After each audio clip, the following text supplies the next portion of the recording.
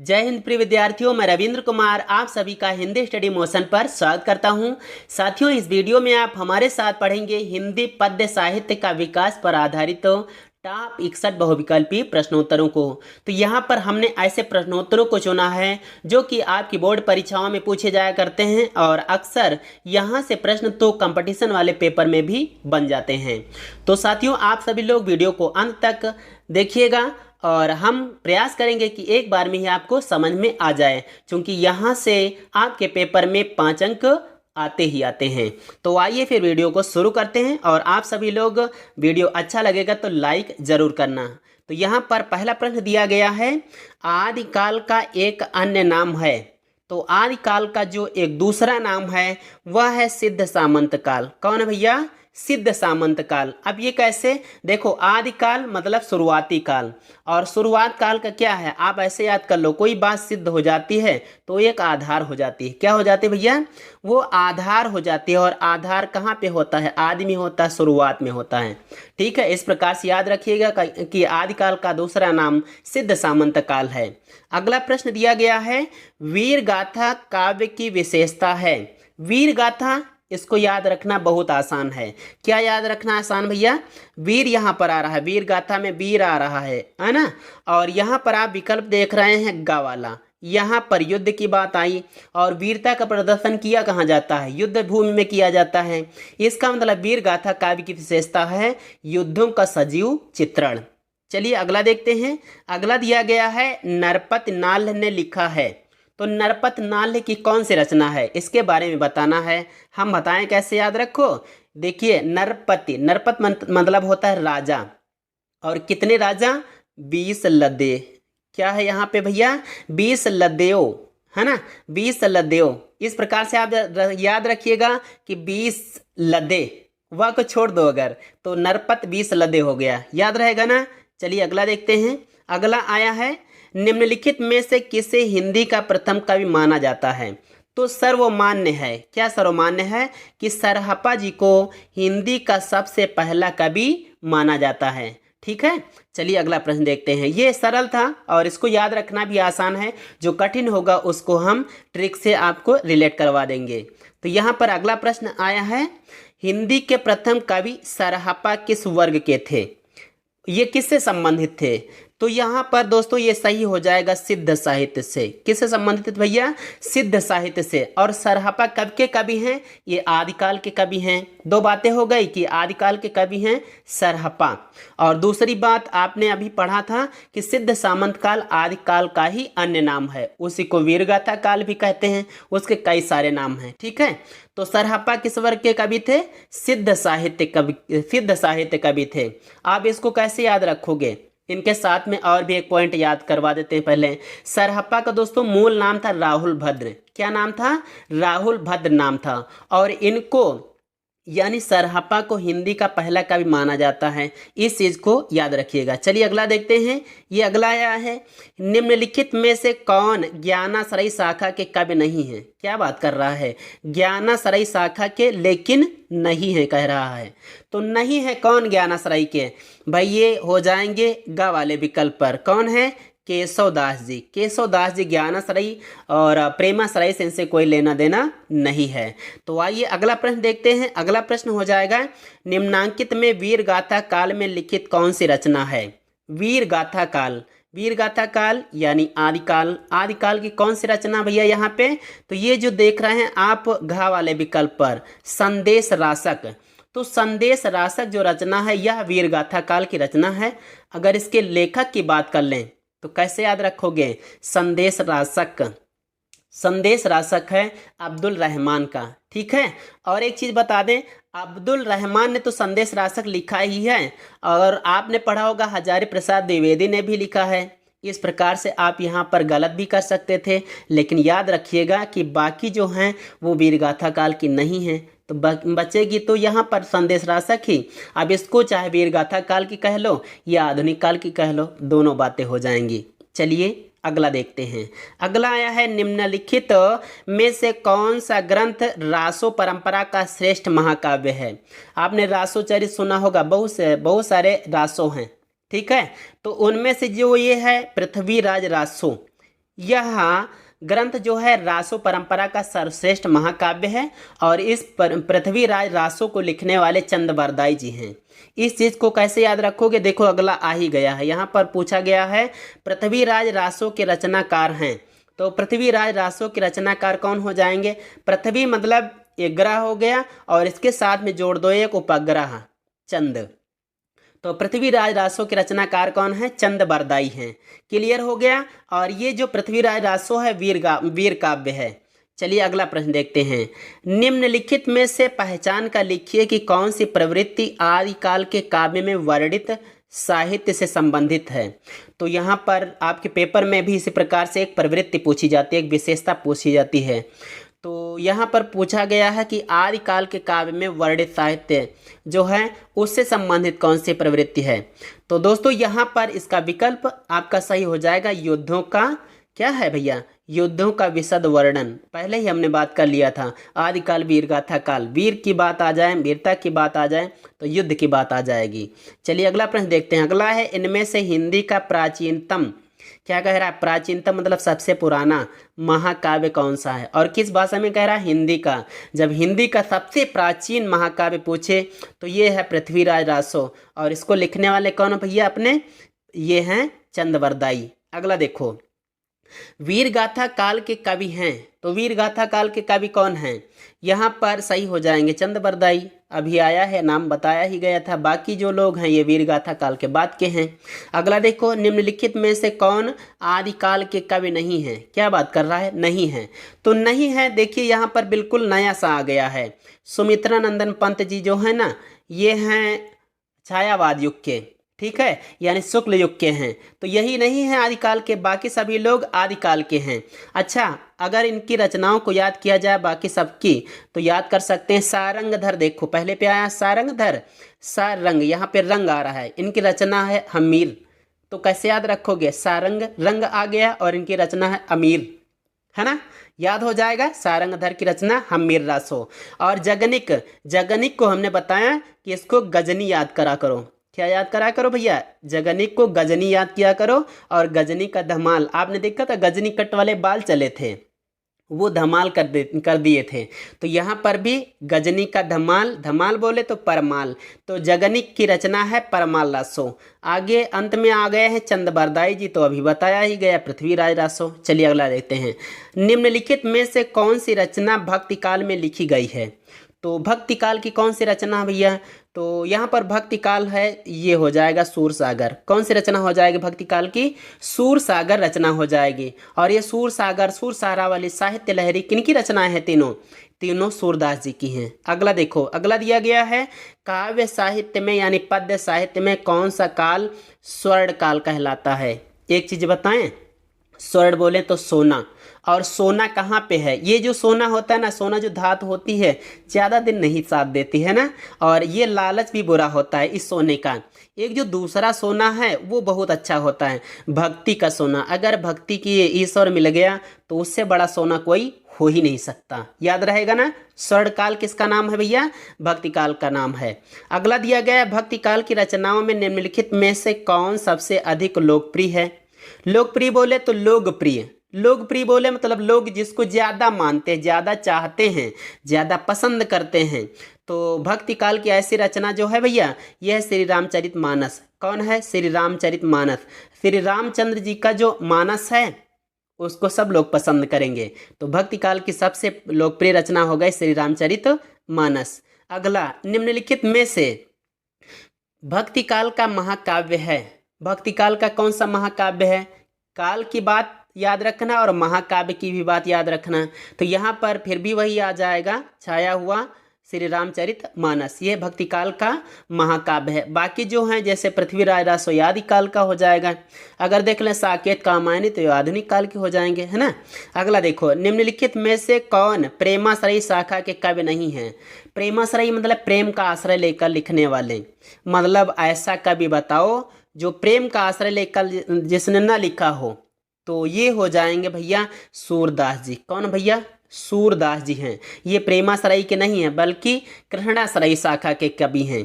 अच्छा, अब अन्य का नाम आ गया, उनकी रचनाओं को कहो तो याद करवा दें।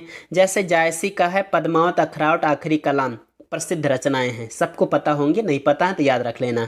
और मंझन की भैया हम रचनाएं याद करवा देते हैं। मंझन कह देते हैं हम जनमन, और इनकी है मधुमालती। मधुमालती जो है बहुत जनमन जनमन करती है, तो मंझन कवि हो गए, इनकी रचना मधुमालती हो गई। अंत में बचे हैं कुतुबन। अब देखो कुतुबन जो कवि है इनके नाम में आता है बन। क्या आता है भैया? अंत में बन आता है। और इनकी रचना जो है, बन में कौन कौन रहते हैं भाई? शेर रहता है, भालू रहता है, चीता रहता है ना, बहुत सारे रहते हैं। उन्हीं में मृग भी रहता है। क्या रहता है भैया? मृग रहता है। तो इनकी रचना है मृगावती। कुतुबन मृगावती, हम इसको याद करवाते हैं बन में मृग। बन में मृग यानी कुतुबन की रचना मृगावती। चलिए अगला देखते हैं। निम्नांकित में राम भक्ति शाखा के कौन नहीं है? राम भक्ति शाखा मतलब राम के ऊपर, श्री रामचंद्र जी के ऊपर लिखने वाले कौन सा ऐसा यहाँ पर कवि है जो कि नहीं है? तो आप जो देखें यहाँ पर जो खा नंबर पर आया है चतुर्भुज दास, ये गणित से हो गए। अरे भैया गणित से नहीं, हम याद करवा रहे हैं आपको। इनको गणित से मतलब है, श्री रामचंद्र जी से नहीं मतलब है। और किसकी गणित से मतलब है? वो जो 16,000 वाले हैं ना, श्री कृष्ण कन्हैया जी, उनकी गणित से मतलब है। मतलब बोले तो चतुर्भुज दास जो हैं ये कृष्ण काव्य धारा के कवि हैं। ठीक है, क्लियर हो गया ना? चलिए अगला देखते हैं। निम्नलिखित में से किस कवि को बाल वर्णन के क्षेत्र में सर्वश्रेष्ठ माना जाता है? बाल वर्णन मतलब बोले तो बच्चा का वर्णन, शिशु का वर्णन, चाइल्ड का वर्णन करने में सर्वश्रेष्ठ कवि कौन से रहे हैं? सिद्धहस्त कवि कौन से रहे हैं? वो कौन सा कवि है जो चाइल्ड का वर्णन करने में राइट हैंड रहा है? तो वो है भैया सूरदास। अपने हैं सूरदास जी, जो बाल वर्णन के क्षेत्र में वात्सल्य के वर्णन में सर्वश्रेष्ठ माने जाते हैं। चलिए अगला प्रश्न देखते हैं। अगला आया है निम्नलिखित में से, ध्यान से पढ़िएगा क्योंकि आपकी परीक्षा में भी ऐसे आ सकता है। क्या आ सकता है कि निम्नलिखित में से कौन सा कथन छायावाद से संबंधित है? तो छायावाद से कौन सा संबंधित हो जाएगा? ये देखिए पहला, इस काव्य में लौकिक वर्णनों के माध्यम से अलौकिकता की व्यंजना हुई है। ये पहला कह रहा है और यही सही भी है। जब हमको सही वाला मिल जाए भैया तो जानते हो क्या करते हैं, हम उसी को टिक कर लेते हैं, बाकी अपना समय नहीं गंवाते हैं। तो इस प्रकार पहला वाला सही हो गया। इस काव्य में यानी छायावाद युग में लौकिक वर्णनों के माध्यम से अलौकिकता की व्यंजना की गई है। किसको याद, कैसे याद रखोगे? छायावाद में नाम आता है छाया। क्या आया भैया? यहाँ पे छाया नाम आया है। और छाया में आप बैठोगे ना, तो इस लोक में भी बैठोगे तो दूसरे लोक की सोचोगे। क्या याद करोगे? कैसे याद करोगे इसको? हमने कहा छाया में जब बैठो, ज़्यादा धूप हो, छाया में बैठो, तो आप इस लोक में बैठे हो लेकिन तुम्हारा मन जो है वो दूसरे लोक में चला जाएगा। तो इस काव्य में लौकिक वर्णनों के माध्यम से अलौकिकता की व्यंजना की गई है। चलिए अगला देखते हैं। अगला आया है सूफी काव्य धारा के कवि हैं। सूफी बोले तो सूफी संत आपने सुना होगा ना, ये निर्गुण ज्ञानाश्रयी शाखा के कवि हैं। तो वो भैया यहाँ पर हो जाएंगे जो सूफी कवि हैं। उनकी बात करें तो ये जायसी हो जाएंगे। कौन भैया हो जाएंगे? जायसी हो जाएंगे। आपने यहाँ पर ग वाला विकल्प चुन लिया होगा। बाकी की बात करें तो ये इधर पहले पे संत हो जाएंगे। रैदास भी संत हो जाएंगे। और तुलसीदास जो हैं ये तो भक्ति काल के हैं, मतलब भक्ति काव्य श्री रामचरितमानस को लिखे हैं, इसलिए श्री रामचंद्र के ऊपर लिखने के कारण ये रामाश्रयी शाखा के प्रतिनिधि कवि माने जाते हैं। अगला दिया गया है, निम्नलिखित में से कौन सा कथन भक्ति काल से संबंधित है? तो भक्ति काल से कौन सा भैया संबंधित है? यहाँ पर आप विकल्प जो देख रहे हैं, ये जीवन का समन्वयवादी एवं मर्यादावादी दृष्टिकोण ही तुलसी की सबसे बड़ी देन है। भक्ति जब करने लगता है ना, कोई कवि हो या कोई मनुष्य हो, तो वो समन्वय चाहता है। किसमें? जीवन में समन्वय, एकवादिता चाहता है, मेल चाहता है। और उसके हिसाब से जो मर्यादा होती सबसे बड़ी चीज़ होती है। किसके लिए भैया? भक्ति करने वाले व्यक्ति के लिए समन्वय यानी आपस में मेल जोल, और उसके लिए मर्यादा, लोक सीमा जो होती है भैया वो बहुत ही महत्वपूर्ण होती है, बहुत विशेष होती है। इस प्रकार आप याद रखिएगा कि भक्ति काल से संबंधित यह प्रवृत्ति है कि जीवन का समन्वयवादी और मर्यादावादी दृष्टिकोण ही तुलसी की सबसे बड़ी देन है। चलो अगला देखो, निम्नलिखित कवियों में वल्लभाचार्य का शिष्य कौन था? आपको पता होगा ना। यहाँ पर वल्लभाचार्य का शिष्य कौन है, यहाँ आप टिक कर लें भैया। ये घ नंबर, कौन सा? घ नंबर, कृष्णदास। अच्छा, आपको हम बता दें, ये जो वल्लभाचार्य के शिष्य हैं इनके 84 शिष्य थे, लेकिन उनमें सबसे जो ज़्यादा प्रमुख रहे वो 4 रहे। कौन रहे भैया? कितने रहे भैया? 4 रहे। और इनको कैसे याद रखोगे? देखो हमने याद करवाया है, इसको हटा दे जरा। हमने याद करवाया दो क्या किया हमने? स्क्वायर कर दिया। एस से याद रखिएगा सूरदास, पी से परमानंद दास, के से कृष्णदास, और एक बार स्क्वायर आ गया, इसका मतलब 2 बार यही हो जाएगा, तो दूसरे से हो जाएगा कुंभनदास।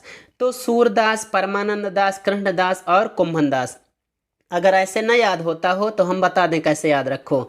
देखो SP मतलब सपा, एक समाजवादी पार्टी हो गई। के 2 मतलब के 2 ही ऐसे नेता हैं, मुलायम सिंह यादव हो गए और अखिलेश यादव हो गए, जो ज़्यादा आगे बढ़ा रहे हैं। ठीक है, याद रहेगा। सपा के 2 नेता तो सूरदास, परमानंद दास, कृष्णदास और कुंभनदास। दोस्तों, अगर आप किसी पार्टी से बिलोंग करते हो, किसी पार्टी से संबंधित हो, तो यहाँ पर बुरा मत मानिएगा, हम क्षमा चाहेंगे अगर आपको बुरा लगे। मेरा उद्देश्य सिर्फ यहाँ पर याद करवाना है। चलो अगला देखो भैया।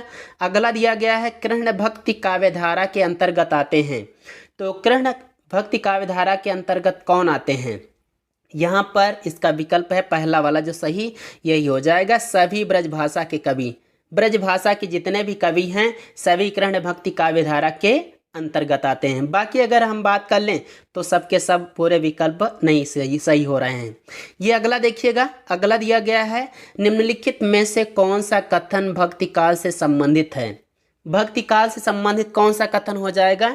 ये है पहला वाला, लोकोन्मुखी प्रवृत्ति के कारण इस काल की भक्ति भावना लोक प्रचलित है। कहाँ पे प्रचलित भैया? लोक प्रचलित है, यानी संसार भर में प्रसिद्ध है यहाँ की भक्ति भावना। और भक्ति भावना की बात आ गई और भक्ति काल से जोड़ना है तो कुछ कठिन तो नहीं होगा ना, याद रहेगा। चलो अगला देखते हैं। अगला दिया गया है, निम्नलिखित में से कौन सगुण भक्ति शाखा के कवि नहीं है? क्या कह रहा है? सगुण भक्ति शाखा, सगुण भक्ति शाखा और निर्गुण भक्ति शाखा। तो यहाँ पर ये जो आ गए हैं, ये भारतेंदु हरिश्चंद्र जी, ये आ गए हैं भारतेंदु युग से, और ये भक्ति काल के है भी नहीं। इस प्रकार से आपने तो एक बार में ही रिजेक्ट कर दिया होगा, यही नहीं है सगुण भक्ति शाखा के। अगला दिया गया, निम्नलिखित में से कौन ज्ञानाश्रयी शाखा के कवि नहीं है? मतलब ऐसे कवि का नाम यहाँ पे बताना है जो ज्ञानाश्रय शाखा, यानी जिसने ज्ञान का आश्रय लेकर कविताएं नहीं रची हैं बल्कि दूसरी बात की है, दूसरी चीज़ पर लिखा है, तो वो है भैया केशव। कौन है अपने? केशव। केशव क्या माने जाते हैं? कठिन काव्य के प्रेत माने जाते हैं। अच्छा, हमने तो इसको पहले बता दिया, इसके बाद में शायद एक प्रश्न भी आने वाला है। चलो देख ही लेते हैं जो भी होगा।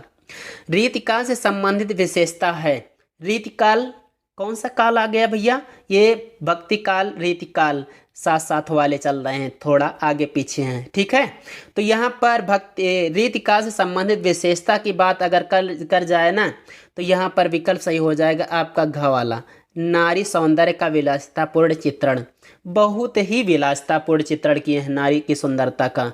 आप इस समय की रीतिकाल की, रीति मतलब बोल जाएं तो रीति परंपरा, और रीति परंपरा में एक इन्होंने परंपरा ही बना ली थी कि नारी का विलासितापूर्ण वर्णन किया जाए, विलासितापूर्ण चित्रण किया जाए, मतलब उसको भोग की वस्तु मान लिया गया था। चलो कोई बात नहीं, कुछ भी माना गया हो, हम अपना पढ़ते हैं, याद करते हैं। कठिन काव्य के प्रेत भैया अभी बताया केशवदास जी। कौन है? केशवदास जी। अच्छा, इनको कठिन काव्य का प्रेत क्यों कहा जाता है? देखिए, इन्होंने इतने क्लिष्ट शब्दों को रखा है अपने काव्य में जिनका अर्थ एक नहीं लगता है, इनके कई अर्थ निकलते हैं। मतलब श्लेषात्मक इनके वाक्य, श्लेषात्मक इनके शब्द, श्लेषात्मक इनकी रचनाएं रही हैं, इसीलिए कठिन काव्य के प्रेत कहे गए हैं। ऐसे कोई थोड़ा ना कह देता इनको। ये अगला देखो, रीति मुक्त कवि हैं। अरे भाई वाह, रीत से जो मुक्त हो जाए, परंपरा से जो मुक्त हो जाए, वो हो गए घनानंद जी। कैसे याद रखोगे? आनंद जिसको भैया चाहिए, जिसको आनंद चाहिए, उसको रीति बंधन से मुक्त होना पड़ेगा। रीत के बंधन से मुक्त होना पड़ेगा, वही आनंद पाएगा। और घनानंद ऐसे थे भी, इन्होंने जो रचना की है सुजान के ऊपर, बिल्कुल वही है, आनंददायक है। लेकिन बेचारे को धक्का लगा, अरे मतलब घनानंद जी को काफ़ी धक्का लगा। चलो देखते हैं, सब संसार में चलता रहता है। ये अगला है, निम्नलिखित में से कौन सा कथन रीतिकाल से संबंधित है? तो इनमें से बताना है रीतिकाल से संबंधित कौन सा कथन हो जाएगा। तो यहाँ पर सही हो जाएगी ये, इस काल में सामान्य रूप से श्रृंगार प्रधान लक्षण ग्रंथों की रचना हुई। अच्छा, अगर नारी का विलासतापूर्ण चित्रण किया जाएगा तो क्या होगा? वहाँ पर श्रृंगार रस होगा। और यहाँ पर आ भी गया था कि श्रृंगार प्रधान लक्षण ग्रंथों की रचना। बिल्कुल क्लियर हो गया ना? याद रखना, कुछ कठिन तो नहीं रहेगा। चलो अगला देखते हैं। अगला आया है आपके सम्मुख, निम्नलिखित में रीति मुक्त कवि कौन है? फिर कह रहा रीति मुक्ति, तो रीति से मुक्त, परंपरा से जो मुक्त हो गए वो तो घनानंद हो गए, लेकिन जिसका आलम सही हो वो भी इससे मुक्त हो जाए तो ज़्यादा बेहतर है। जिसका आलम सही हो वो भी मुक्त हो जाए तो ज़्यादा सही है। तो यहाँ पर हो जाएंगे आलम जी। चलो अगला देखो, अगला प्रश्न दिया गया है, निम्नलिखित में से कौन सी कृति रीतिकाल में लिखी गई? तो रीतिकाल में कौन सी रचना की गई है? ये हो जाएगा बिहारी सतसई। कौन हो जाएगा भैया? बिहारी सतसई हो जाएगा। और बिहारी सतसई अब नाम लिखा है, इसमें शुरुआत में जोड़ा ही है, बिहारी जी की रचना है। इसमें दोस्तों 700 से अधिक दोहे हैं।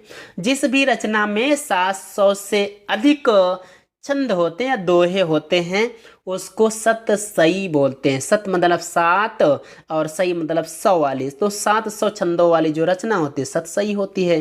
तो ये बिहारी सतसई यहाँ पर रीतिकाल में लिखी गई है, बाकी सब अलग की हैं। चलो अगला देखते हैं, निम्नलिखित में से कौन सा ग्रंथ रीतिकालीन काव्य परंपरा से संबंधित है?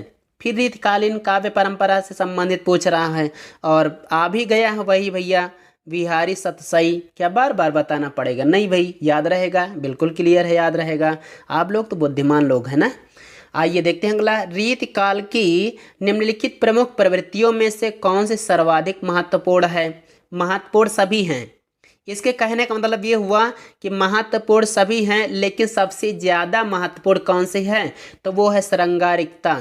आपने अब तक देखा इस रीतिकाल पर आधारित जितने भी प्रश्न आए हैं सभी श्रृंगार के पीछे पड़े हैं। और आप भी इसको छोड़िएगा नहीं, परीक्षा में भी आ सकता है। और भक्ति काल रीतिकाल से तो प्रश्न बनता ही है, ये तो बात क्लियर रहती है। चलिए अगला देखते हैं। ये अगला है, भारतेंदु हरिश्चंद्र का नाम उल्लेखनीय है। भारतेंदु हरिश्चंद्र ने किस पर लेखनी चलाई? ज़्यादा चीज़ें किस में लिखी हैं? गद्य में लिखी, पद्य लिखे, नाटक लिखे, कहानी लिखे। इस बात की चर्चा करनी है, यहाँ पर डिस्कस करा जाएगा। तो ये हो जाएगा गद्य साहित्य में। हम भारतीय तो रेलगाड़ी के डिब्बे हैं, है ना, जानते हो भारतवर्ष उन्नति कैसे हो सकती है। कितना मतलब ये ऐसा कवि है जो नए युग का सूत्रपात किया, यानी भारतेंदु हरिश्चंद्र अर्थात भारतेंदु युग। मालूम हो गया। चलो अगला, निम्नलिखित पत्रिकाओं में भारतेंदु हरिश्चंद्र ने कौन सी पत्रिका प्रकाशित की थी? दोस्तों इन्होंने 2 पत्रिकाएं प्रकाशित की थी। कौन कौन सी? जो महत्वपूर्ण, जो ज़्यादा प्रसिद्ध हैं, यहाँ पर आ गई है कविवचन सुधा, एक हो जाएगी हरिश्चंद्र मैगजीन। क्या है? हरिश्चंद्र मैगजीन। और यहाँ पर है कविवचन सुधा। कैसे याद रखोगे इसको भैया? देखो, भारतेंदु मतलब भारत का इंदु, भारत का इंदु, भारत का चंद्रमा। अच्छा, चंद्रमा कैसा होता है भैया? बहुत शीतल होता है। और ये जो सुधा मतलब अमृत होता है, सुधा माने अमृत होता है। जिसके मुख में अमृत हो जाए, जिसके मुख में अमृत हो, उसके वचन कैसे होंगे? उस कवि के वचन कैसे होंगे भैया? वो बिल्कुल शीतल होंगे, नहीं होंगे? बिल्कुल होंगे। तो भारतेंदु हरिश्चंद्र की पत्रिका का नाम है कविवचन सुधा। अगला दिया गया है, द्विवेदी युग में लिखी गई कौन सी रचना है? द्विवेदी युग यानी भारतेंद्र युग से और आगे बढ़ आए तो द्विवेदी युग आ जाता है। और द्विवेदी युग में जो रचना की गई है वो है प्रिय प्रवास। कौन सी है? प्रिय प्रवास है। और यह हिंदी खड़ी बोली का पहला महाकाव्य भी है। इसके जो कवि हैं, इसके जो रचनाकार हैं वो हैं अयोध्या सिंह उपाध्याय हरि औध जी। याद रखोगे ना? नहीं याद कर पाओगे? हम बता दें, हरि औध और अयोध्या सिंह। अयोध्या से आ रहा है अयोध्या, आप सुने हैं ना? अयोध्या श्री रामचंद्र जी का जन्म हुआ था, है ना? और श्री रामचंद्र जी का एक अवतार है कृष्ण का। कृष्ण का अवतार आपने सुना है? अच्छा, वो जब चले गए थे कहीं, कहाँ चले गए थे? मथुरा को चले गए थे। ब्रज से जब वो मथुरा को चले गए थे तो वही चीज़ कही गई है प्रिय प्रवास। और इसी प्रिय प्रवास शब्द से ही महाकाव्य का नाम पड़ गया। और किसको ये बात खलती है भैया? राधा को और सारी गोपियों को यह बात खलती है जो प्रिय प्रवास चले गए हैं बिना बताए। अच्छा, बताए थे, कहे थे चले आएंगे, कल ही परसों में चले आएंगे, लेकिन लौट के नहीं आए। लौट के नहीं आए। ये अगला देखो, मैथिली शरणगुप्त आधुनिक काल के किस युग से संबंधित हैं? तो मैथिली शरणगुप्त जी जो हैं ये दोस्तों द्विवेदी युग के हैं। किस युग के हैं भैया? द्विवेदी युग के हैं, यानी इसका खा वाला विकल्प क्लियर हो जाएगा। अगला दिया गया है, विदेशी सत्ता प्रतिष्ठित हो जाने के कारण देश की जनता में गौरव यानी आत्मसम्मान, गर्व और उत्साह का अवसर न रह गया था। ऐसी बात किसने कही है? तो यहाँ पर ये जो नाम आया है आचार्य रामचंद्र शुक्ल का, बस इन्होंने ही कहा है कि विदेशी सत्ता प्रतिष्ठित हो जाने के कारण, यानी विदेशी लोग जब से यहाँ पर शासन करने लगे हैं तब से देश की जनता में आत्मगौरव यानी अपने सम्मान को प्रकट करना, अपने गर्व को, अपने उत्साह को प्रकट करने का जो अवसर है वो खत्म हो गया है। आचार्य रामचंद्र शुक्ल जी ऐसा मानते हैं। अच्छा, एक चीज़ बताओ, जब विदेशी लोग यहाँ पर सत्ता ना पाए होते, वो लोग शासन ना किए होते, तो रामचंद्र जी को ऐसा कहने की बात ना आती, ऐसा कहने का वक्त ना आता। ये सब हम क्यों जोड़ रहे हैं? आप समझ रहे होंगे सभी भाई बहन कि हम जोड़ रहे हैं। यहाँ पर थोड़ा सा समय इसके पीछे दिया जाएगा तो याद रहेगा। अगर आप किसी चीज़ को जल्दी जल्दी पढ़ते चले जाते हैं, हम मान लेंगे आप घंटे भर में किताब पूरी पढ़ सकते हैं कम पृष्ठों वाली, या कोई एक पाठ आप 5 मिनट में पूरा का पूरा चाहे 10 पेज का हो आप पढ़ सकते हैं, लेकिन उसका ग्रहण आप कितना कर पाएंगे? ये बहुत ही इम्पॉर्टेंट होता है। आप पढ़ें, 2 लाइन पढ़ें हर एक दिन, लेकिन उतना याद हो जाए, ऐसा प्रयास किया करें। अगला देखो, नई कविता की आधारभूत विशेषता है। नई कविता होगी तो भैया क्या होगा? नई कविता होगी तो बिल्कुल नया नया होगा, है ना? नया होगा तो क्या कहीं किसी के बंधन में बंधेगी? भैया बिल्कुल नहीं बंधेगी। वह किसी भी दर्शन के साथ बंधी नहीं है, वह किसी भी दर्शन के साथ बंधी हुई नहीं है। अगला दिया गया है, निम्नलिखित में से छायावाद युगीन कवि हैं। छायावाद युग के कवि कौन से हैं? तो आपको याद होना चाहिए, प्रसाद पंत महादेवी निराला। प्रसाद पंत महादेवी निराला, ये जो 4 कवि आते हैं ये 4 छायावाद के आधार स्तंभ माने जाते हैं, इनको कभी मत भूलिएगा। अगला दिया गया है प्रयोग, तो ये कथन आया है, प्रयोग सभी कालों के कवियों ने किया है। किसी एक काल में किसी विशेष दिशा में प्रयोग करने की प्रवृत्ति स्वाभाविक ही है। अरे भाई, कोई भी काल हो और विशेष दिशा में कोई प्रयोग किया जाए तो ऐसा स्वभाव होता है, सबका स्वभाव होता है। तो ऐसा जो कथन है, तो ऐसा वचन, ऐसा वक्तव्य निम्नलिखित रचनाकारों में से किसका है? तो ऐसा जो कथन आया है ये अज्ञेय का है। अज्ञेय बोले तो जिसको जाना ना जाए, जिसको जाना ना जाए उसको कहते हैं अज्ञेय, और अज्ञेय ने ही ऐसी बात कही है। ठीक है, क्लियर हो गया? अगला देखो, अज्ञेय का अंत। अगला है प्रश्न, निम्नलिखित में से कौन सी रचना छायावाद युग में लिखी गई है? तो कौन सी रचना ऐसी है जो छायावाद युग में लिखी गई है? वो है चित्राधार। कौन से भैया? चित्राधार ऐसी रचना जो छायावाद युग में लिखी गई है। और ये जो रचना है ना, यह जयशंकर प्रसाद जी की है। चलो अगला देखते हैं। अगला प्रश्न दिया गया है, तार सप्तक का प्रकाशन वर्ष है। तार सप्तक का प्रकाशित हुआ था? ये 1943 ईस्वी में प्रकाशित हुआ था। आइए हम इसके साथ में कुछ पॉइंट्स बता देते हैं, कौन कौन से हो जाएंगे। जो पहला तार सप्तक है यह 1943 ईस्वी में प्रकाशित हुआ था, लेकिन ये जहाँ कहीं मिलेगा केवल तार सप्तक मिलेगा, इसके साथ में पहला दूसरा नहीं लगा होगा, ठीक है। और इसके बाद में जो सप्तक आएंगे उनमें दूसरा तीसरा चौथा लगेगा, और कुल मिलाकर 4 तार सप्तक प्रकाशित हुए थे। कितने तार सप्तक प्रकाशित हुए थे भैया? 4 तार सप्तक प्रकाशित हुए थे, जिनमें से आगे इससे प्रश्न आएगा उसको जोड़ के बताएंगे। चलो आगे बढ़ लेते हैं थोड़ा सा। यहाँ पर अगला है, निम्नलिखित में से प्रयोगवादी कवि कौन है? प्रयोग, अच्छा प्रयोग कौन करेगा? प्रयोग कौन कर सकता है? आप इसे समझ सकते हो। देखो, जो व्यक्ति बिल्कुल थोड़ा सा अलग होगा, थोड़ा सा अलग होगा, जिसको आप जान ना पाएं, वो प्रयोग कर सकता है, और उसको जान भी नहीं पाएंगे अज्ञेय। क्या याद रखोगे भैया? जो बिल्कुल अज्ञेय होगा वो प्रयोग कर सकता है, और आप उसको अनुमान भी नहीं लगा पाओगे। तो प्रयोगवादी कवि कौन है? अज्ञेय जी हैं। चलो अगला देखते हैं। अगला दिया गया है, नई कविता काव्य संकलन के संपादक थे। तो नई कविता काव्य संकलन के संपादक डॉक्टर जगदीश गुप्त और राम स्वरूप चतुर्वेदी जी हैं। डॉक्टर जगदीश गुप्त और राम स्वरूप चतुर्वेदी जी हैं। तो इसको याद रखिएगा, ये फैक्ट याद रखने योग्य है। अगला दिया गया है, प्रगतिशील लेखक संघ की स्थापना हुई। प्रगतिशील लेखक संघ की स्थापना अगर बात कर लें तो यहाँ पर तो भैया घ वाला विकल्प टिक कर लिया जाएगा, क्योंकि 1936 ईस्वी में लखनऊ में जो अधिवेशन हुआ था वो अध्यक्षता उसकी की थी मुंशी प्रेमचंद जी ने। तो 36 में यहाँ, लेकिन 1935 में लंदन में इसकी स्थापना हो चुकी थी, जहाँ पर करने वाले थे सज्जाद जहीर। तो इसकी स्थापना अगर पूछ ले विदेश में हुई थी तो वहाँ पर 1935 बताना है, और लंदन में हुई थी सज्जाद जहीर ने की थी। ठीक है, क्लियर रहेगा।